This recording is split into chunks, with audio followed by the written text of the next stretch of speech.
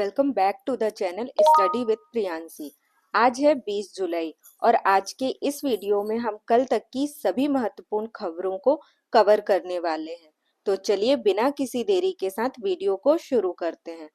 आज का हमारा सबसे पहला क्वेश्चन है, हाल ही में भारत के पहले निजी तौर पर विकसित किए गए किस ऑर्बिट रॉकेट को 19 जुलाई 2026 को सफलतापूर्वक लॉन्च किया गया है। ये सबसे इम्पोर्टेंट क्वेश्चन हो जाता है।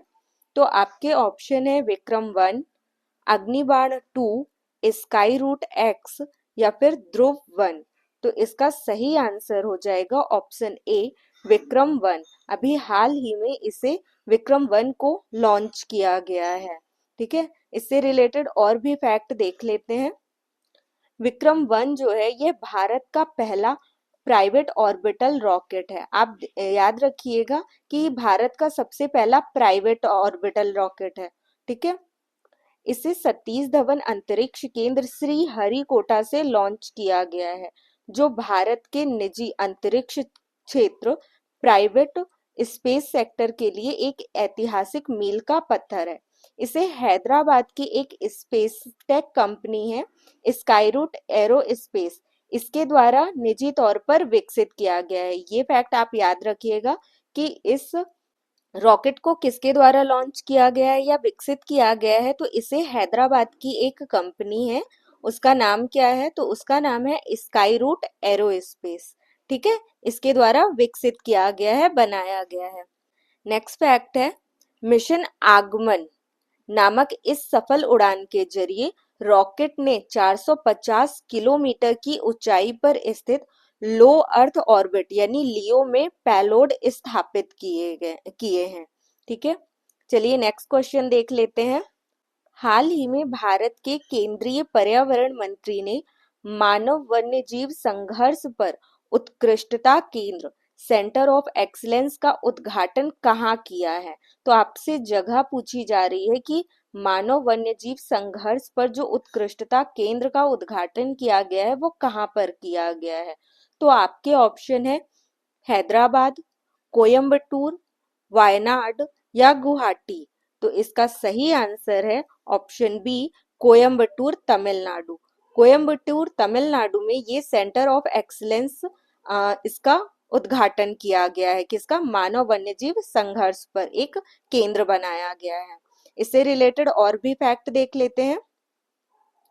यह उत्कृष्टता केंद्र कोयम्बटूर स्थित भारतीय वन्यजीव संस्थान सलीम अली पक्षी विज्ञान एवं प्राकृतिक इतिहास केंद्र में बनाया गया है। ठीक है, इस फैक्ट को आप लोग याद रखिएगा। पर्यावरण मंत्री भूपेंद्र यादव ने इस केंद्र का उद्घाटन किया है। इसका उद्घाटन किसके द्वारा किया गया है? तो पर्यावरण मंत्री भूपेंद्र यादव ने किया है, ताकि देश भर में इंसानों और जंगली जानवरों के बीच बढ़ते टकराव को रोकने के वैज्ञानिक तरीके तलाशे जा सके। नेक्स्ट क्वेश्चन पे चलते हैं। हाल ही में भारतीय वैज्ञानिकों ने सिमोनिया लाबाह, ये एक प्रजाति की मकड़ी है, तो ये कहाँ खोजी गई है आपसे पूछा जा रहा है। आपके ऑप्शन है आंध्र प्रदेश, असम, केरल या मेघालय। तो इसका सही आंसर है ऑप्शन डी, मेघालय। मेघालय में इसे क्या किया गया है? खोजा गया है। ये एक मकड़ी है। ठीक है, आप ध्यान रखिएगा कहाँ खोजा गया है, तो ये मेघालय में खोजी गई है। इससे रिलेटेड और फैक्ट देख लेते हैं। भारतीय प्राणी सर्वेक्षण ने के वैज्ञानिकों ने मेघालय की क्रेम लाबाह गुफा में इसकी खोज की है। जगह कौन सी है? तो क्रेम लाबाह। यह 2 मिलीमीटर से भी छोटी है और अंधेरे में रहने के लिए अनुकूलित है। इसके अलावा आंध्र प्रदेश के पापीकोंडा नेशनल पार्क में हामेटालिवा पापीकोंडा नाम की एक और नई मकड़ी की प्रजाति भी खोजी गई है। ठीक है, पहला तो ये हो गया, और दूसरी एक नई मकड़ी की प्रजाति कहाँ खोजी गई है? तो ये आंध्र प्रदेश के पापीकोंडा में खोजी गई है। ठीक है, तो आज का हमारा नेक्स्ट क्वेश्चन है, देश में जैव अर्थव्यवस्था को बढ़ावा देने के लिए नीति आयोग ने हाल ही में कौन सा विजन या दस्तावेज जारी किया है? नीति आयोग के द्वारा जारी किया गया है, किसको बढ़ावा देने के लिए? तो देश में जैव अर्थव्यवस्था को बढ़ावा देने के लिए जारी किया गया है।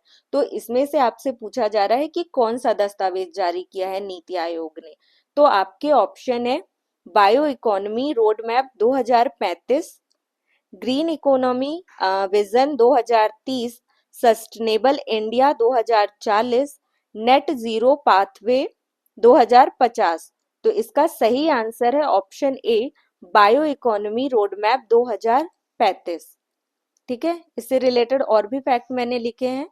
2035 तक भारत को अग्रणी जैव अर्थव्यवस्था महाशक्ति बनाने का रोड मैप नाम से विजन जारी किया गया है। ठीक है, और इसका लक्ष्य क्या है? विकास का लक्ष्य 2047 तक भारत की जैव अर्थव्यवस्था को 2.6 ट्रिलियन अमेरिकी डॉलर, ठीक है ना, 2.6 अमेरिकी ट्रिलियन डॉलर, इसे क्या किया गया है? तक विस्तारित किया गया है, जो जीडीपी का 8 से 10% है।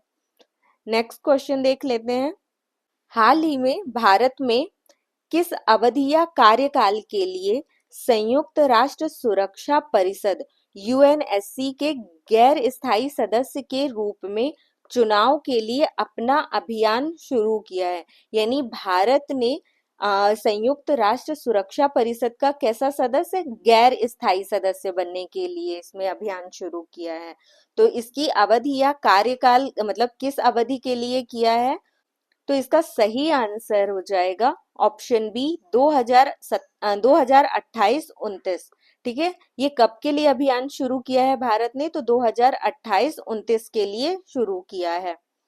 विदेश मंत्री एस जयशंकर ने न्यूयॉर्क में स्थित संयुक्त राष्ट्र मुख्यालय में इस अभियान का अनावरण किया है।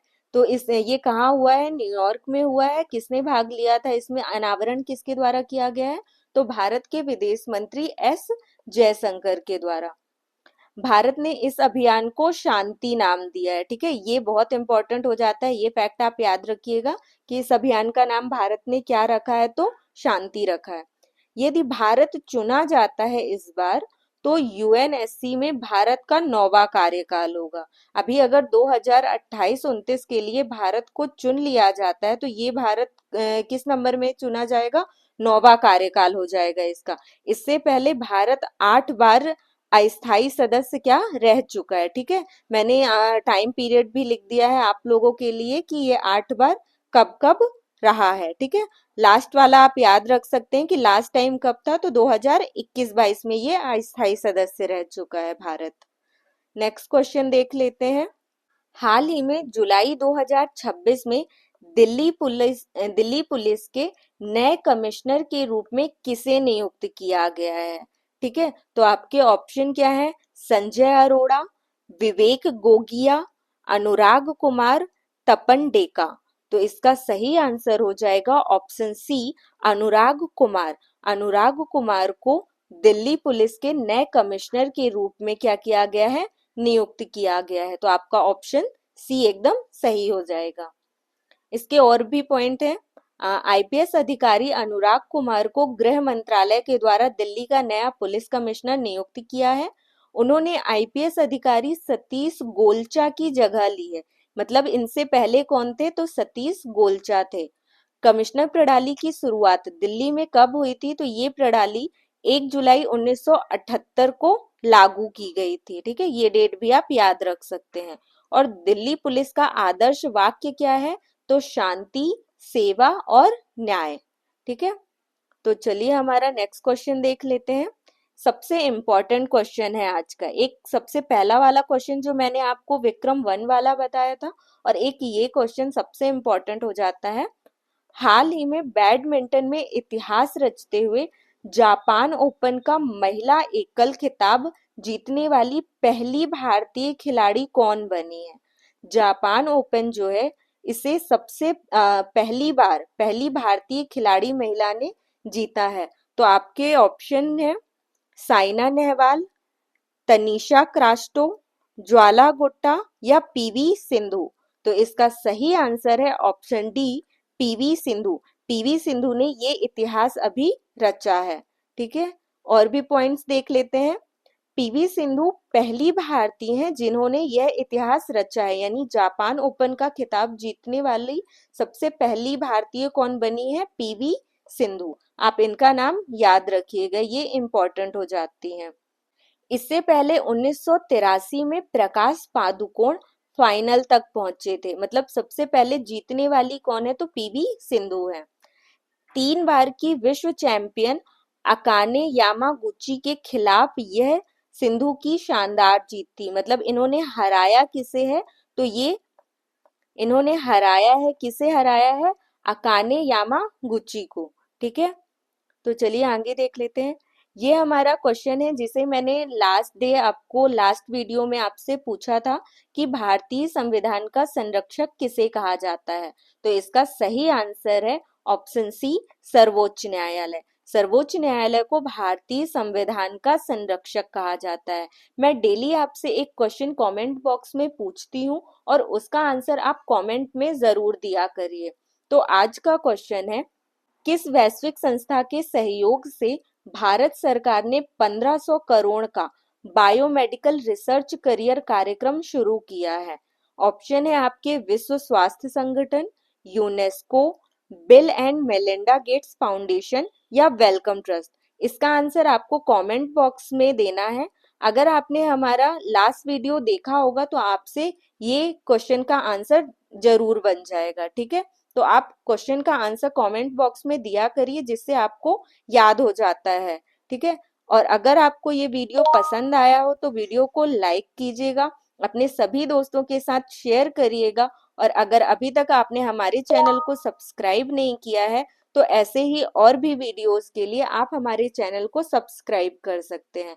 मिलते हैं अपने नेक्स्ट वीडियो में। जय हिंद।